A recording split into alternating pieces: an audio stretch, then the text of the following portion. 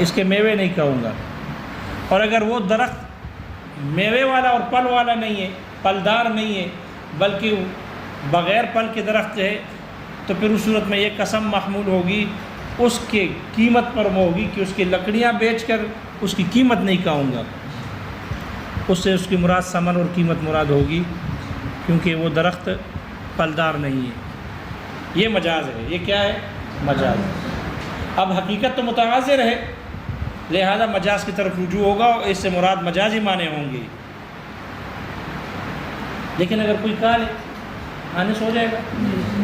کھا بھی سکتا ہے، بعض ہوتے ہیں کھاتے ہیں بعض کے لیے مشقت نہیں ہوتی، کھا سکتے ہیں۔ تو اگر کوئی کھا لے گا تو حانث ہو جائے گا؟ نہیں ہوگا، اس لیے کہ یہ متعذر ہے، اور متعذر کے ساتھ حکم متعلق نہیں ہوتا۔ اور جب یہ متعذر ہو گیا تو پھر متعذر کے ساتھ حکم متعلق نہیں ہوگا، الا یہ کہ اس کی نیت ہو، الا یہ کہ یہ نیت کر کے کہے کہ واللہ لا آکل من هذه النخلہ، اور نیت اس کی یہ ہو کہ بعینہ نخلہ نہیں کہے گا، اور پھر کہہ لے تو حانث ہو جائے گا۔ یہ اس وقت گفتگو ہے کہ جب کوئی نیت نہ ہو اور کلام کہے، قسم کہے۔ وہ مسئلہ سمجھ میں آ گیا؟ لہذا عین درخت اگر کہہ لے گا تو حکم متعلق نہیں ہوگا متعذر کے ساتھ۔ مثال سمجھ میں آ گئی؟ البتہ اس مثال پر اشکال ہے۔ اس مثال پر کیا ہے؟ اشکال ہے۔ اشکال یہ ہے کہ قسم کہیے واللہ لا آکل من هذه النخلہ، اس درخت سے نہیں کھائے گا، اور آپ نے کہا کہ یہاں قسم کھانے کی کھائی ہے نہ کھانے کی کھائی ہے، تو کھانا متعذر ہے نہ کھانا متعذر ہے؟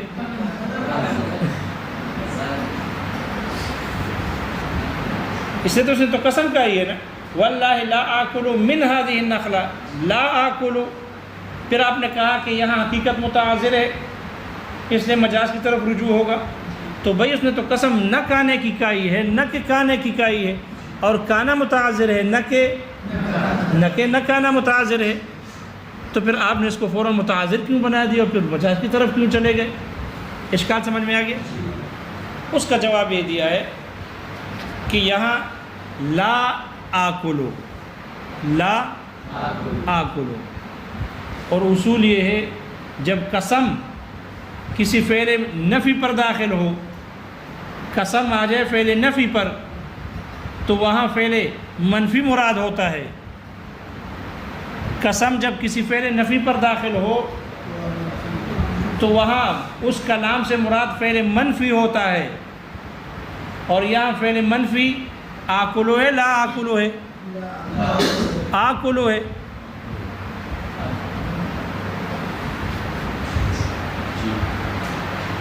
لا نافیہ ہے،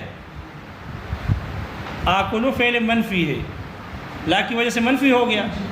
لہذا جب قسم پر، جب نفی پر قسم وارد ہو جائے، داخل ہو جائے، تو پھر اس سے مراد فعل منفی ہوگا، فعل نفی نہیں، فعل نفی نہیں ہوگا بلکہ فعل منفی ہوگا، اور فعل منفی عقل نخلہ ہے نہ کہ عدم عقل، فعل منفی عقل نخلہ ہے نہ کہ عدم عقل ہے۔ وہی حرف نفی ہے، لا آکلو، یہ نفی ہے، اس نفی جب فعل پر داخل ہو جائے تو یہ فعل منفی بن جاتا ہے، اور جب یہ لا فعل کے ساتھ لگ جاتی ہے تو اس فعل کو فعل نفی کہتے ہیں۔ یہ فعل نفی ہے، لا داخل ہے اس پر، اور لا کے داخل ہونے کی وجہ سے یہ فعل منفی بن گیا، لہذا جب فعل اس پر نفی پر جب قسم داخل ہو جائے تو اس سے مراد فعل منفی، وہ حقیقت میں فعل منفی پر داخل ہوتی ہے، اور فعل منفی جو ہے وہ عقل نخلہ ہے نہ کہ عدم عقل نخلہ۔ اس لیے کہا یہاں پر عقل نخلہ متعذر ہے، کانا متعذر ہے نہ کہ نہ کانا، اس لیے اس جیسے قسم سے مراد کانا ہی ہوتا ہے نہ کہ نہ کانا۔ یہ بات سمجھ میں آ گئی؟ دوسرے انداز میں سمجھو، آدمی جب قسم کھاتا ہے دو وجہ سے کھاتا ہے، یا کسی کام کو کرنے کے لیے قسم کھائے گا، اپنے آپ کو اس پر آمادہ کرنے کے لیے تاکہ میں یہ کام کر لوں، تو کرنے کے لیے کیا کرتا ہے؟ قسم کھا لیتا ہے، خدا کی قسم ضرور پڑھوں گا، خدا کی قسم پڑھوں گا، حالانکہ نہیں پڑھنا چاہتا، لیکن اپنے پڑھنے کے لیے، اپنے آپ کو آمادہ کرنے کے لیے، تاکہ میں یہ کام ضرور کروں، تو اس پر کیا کر لیتا ہے؟ قسم کھاتا ہے۔ اور بعض اوقات آدمی کسی کام سے اپنے آپ کو روکنے کے لیے قسم کھاتا ہے، خدا کی قسم اس سبق کو یاد نہیں کروں گا، کرنا نہیں ہے سبق یاد، لیکن اپنے آپ کو روکنا بھی ہے قسم کھا کے، تاکہ میں یہ کام نہ کر سکوں، اس لیے اپنے آپ کو اس کام سے روکنے کے لیے بھی قسم کھاتا ہے۔ تو قسم دو ہی وجہ سے کھاتا ہے، یا کرنے کے لیے یا نہ کرنے کے لیے۔ اور یہ دونوں باتیں جو ہوتی ہے، اس میں دونوں میں کام فعل مثبت ہوتا ہے، دونوں میں فعل کیا ہوگا؟ دونوں میں فعل مثبت ہوگا، منفی نہیں ہوگا۔ اگر کرنے کے لیے قسم کھاتا ہے تو اس میں فعل کا مثبت ہونا تو ظاہر ہے، خدا کی قسم میں سبق ضرور پڑھوں گا، سبق پڑھوں گا، واللہ اقرأ الدرس، واللہ احفظ الدرس، تو فعل مثبت ہے منفی ہے؟ تو کرنے کے لیے جب قسم کھائے گا تو وہاں فعل کا مثبت ہونا تو ظاہر ہے، لیکن جہاں روکنے کے لیے قسم کھاتا ہے وہاں پر بھی فعل مثبت ہی ہوگا، جیسے کہ واللہ لا احفظ ھذا الدرس، خدا کی قسم میں یہ سبق یاد نہیں کروں گا، یہاں پر بھی فعل مثبت ہی ہے، اگرچہ ظاہراً نفی نظر آ رہا ہے، لا احفظ ھذا الدرس، یہاں بھی فعل اگرچہ ظاہر میں نفی ہے، لیکن یہاں بھی فعل مثبت ہی ہے۔ کیوں؟ اس لیے کہ اس کلام کا مطلب یہ ہے، واللہ لا احفظ ھذا الدرس، اس کا مطلب یہ ہے کہ ان حفظت ھذا الدرس فعلی کفارۃ الیمین، فعلی کفارۃ الیمین، خدا کی قسم میں یہ سبق یاد نہیں کروں گا، اس کا مطلب یہ ہے کہ اگر میں نے یہ سبق یاد کیا تو مجھ پر کفارہ یمین ہو، اگر میں نے یہ سبق یاد کیا۔ اب یہ اگر یہ میں نے سبق یاد کیا، یہ مثبت ہے منفی ہے؟ مثبت ہے۔ فرق سمجھ میں آ رہا ہے؟ تو اگرچہ یہ اس میں کلام کسی کام سے روکنے کے لیے اگر قسم کھاتا ہے تو وہ اگرچہ ظاہر کے اعتبار سے وہ فعل نفی ہوتی ہے، لیکن وہاں بھی فعل مثبت ہی مراد ہوتا ہے، اس لیے قسم کھائی واللہ لا آکل من ھذہ النخلہ، خدا کی قسم اس درخت سے نہیں کھاؤں گا، یعنی اگر میں نے اس درخت میں سے کھایا تو مجھ پر کفارہ یمین ہو۔ تو اب اگر میں نے اس درخت میں سے کھایا، یہ تو کلام مثبت ہے، کلام کیا ہے؟ مثبت ہے، اس لیے یمین جب اس نے کہا کہ میں اس درخت میں سے نہیں کھاؤں گا تو فعل مثبت مراد ہوگا، اور فعل مثبت عقل نخلہ ہے یا عدم عقل؟ عقل نخلہ ہے، درخت کا کھانا مراد ہے نہ کہ نہ کھانا۔ اس لیے یہ اعتراض آپ کا درست نہیں ہے، اعتراض جیب میں رکھو کہ یہاں تو متعذر عدم نخل عقل نخلہ نہیں ہے، بلکہ عقل نخلہ متعذر ہے، اور قسم تو عدم عقل کی کھائی ہے، اس لیے اعتراض درست نہیں ہے۔ اور مثال سمجھ میں آ گئی؟ یہ حقیقت متعذرہ کی مثال ہے، اور حقیقت محجورہ جیسے کوئی پیچھے گزر گئی مثال، اگر کوئی آدمی قسم کہے واللہ لا اضع قدمی فی دار فلاں،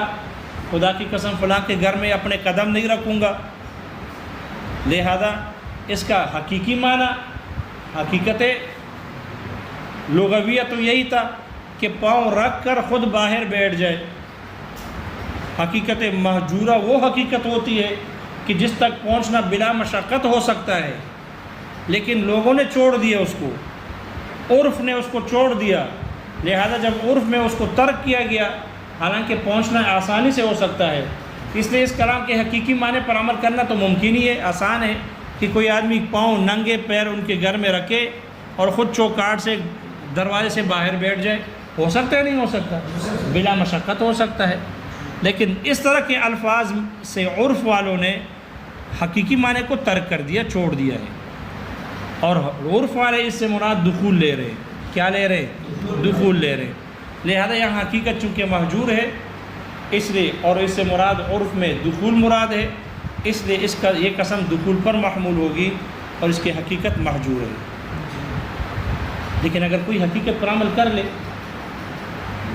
قسم تو کہی تھی کہ فلاں کے گھر میں قدم نہیں رکھے گا، پھر جا کر صرف پاؤں اندر رکھ دیے ننگے پیر، خود باہر بیٹھ گیا، یعنی حقیقت پر عمل کر لیا، آنے سے ہو جائے گا؟ حانس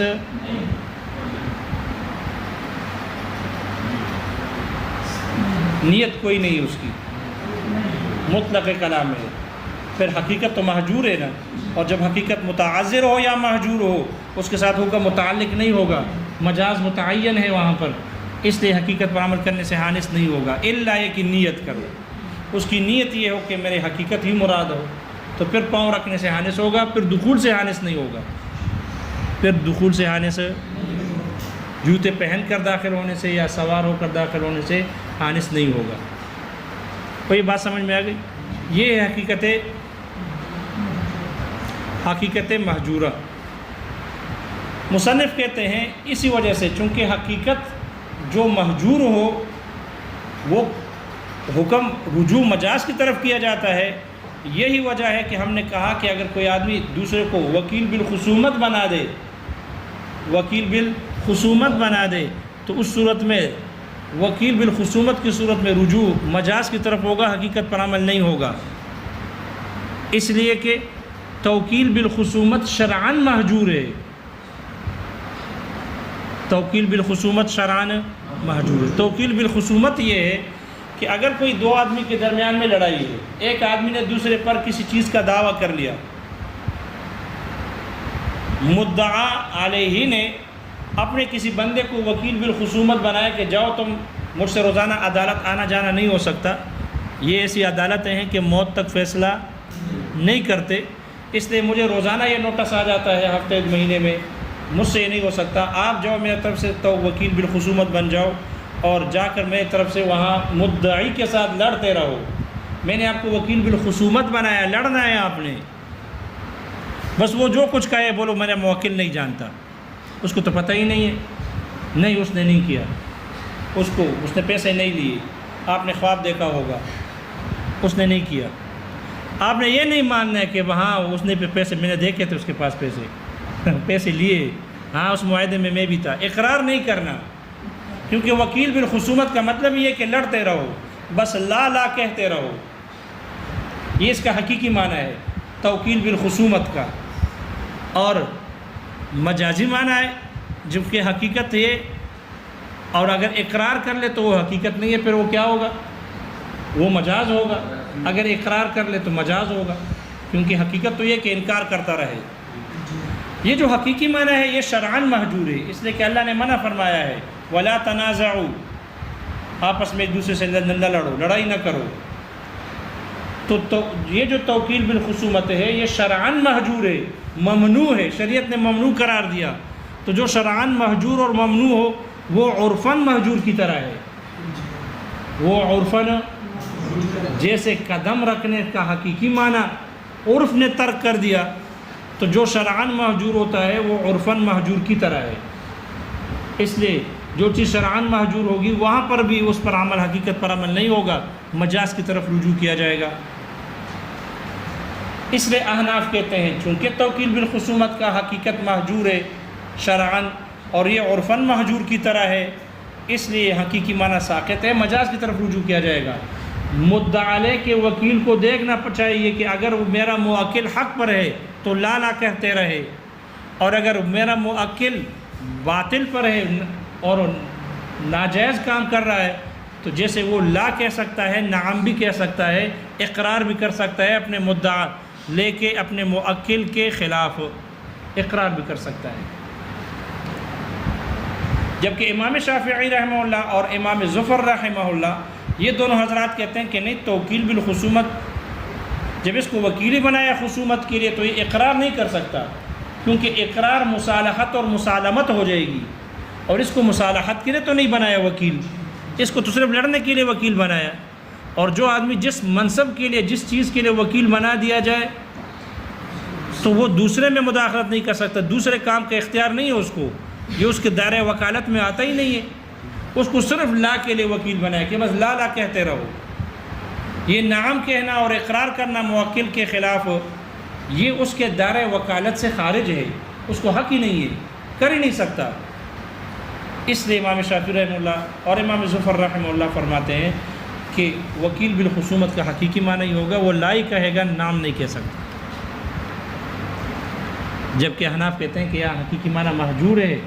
شرعاً مہجور ہے، اور جو شرعاً مہجور ہوتی ہے وہ عرفاً اور عادتاً مہجور کی طرح ہوتی ہے، اس لیے یہاں حقیقی معنی متروک ہے اور مجاز کی طرف رجوع کیا جائے گا، اور یہ کہا جائے گا کہ اگر وہ باطل پر ہو تو یہ جیسے لا کہتا ہے تو نعم اور بھی کہہ سکتا ہے اور اقرار بھی کر سکتا ہے۔ کوئی بات سمجھ میں آ گئی؟ تائید میں ایک مسئلے کے طور پر تائید میں پیش کر رہے ہیں، بطور تائید کے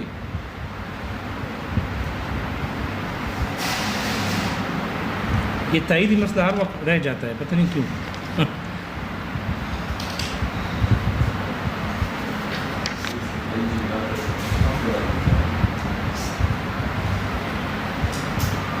جی دیکھو نا، دیکھو کتاب میں، چلو۔ وَهَذَا كَشِرَاءِ الْقَرِيبِ، یہ نظر کے مسئلے میں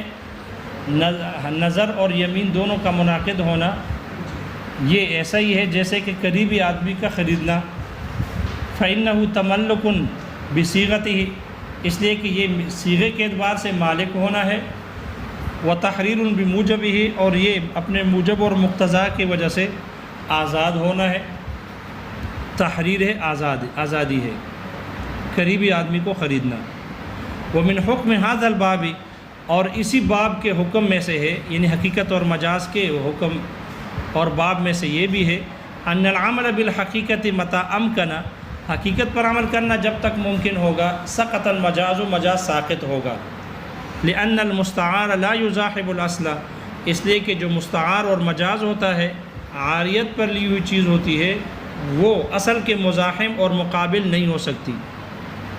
فإن كانت الحقیقت متعذرة، پس اگر حقیقت متعذر ہوگی، کما اذا حلف لا یاکل من هذه النخلہ، جیسے کہ قسم کھائے کہ اس درخت سے نہیں کھائے گا، او مہجورۃ، یا مہجور ہو،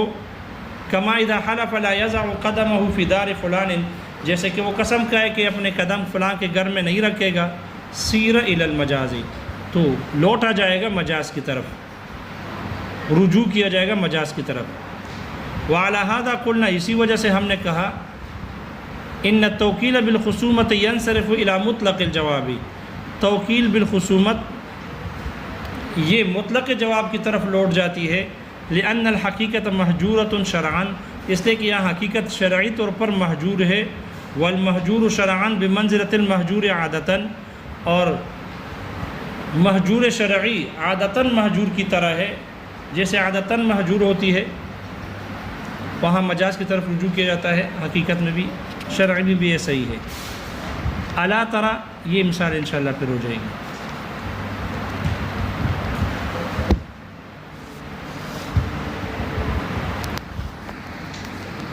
کون سی کتابوں کا پرچہ ہوگا؟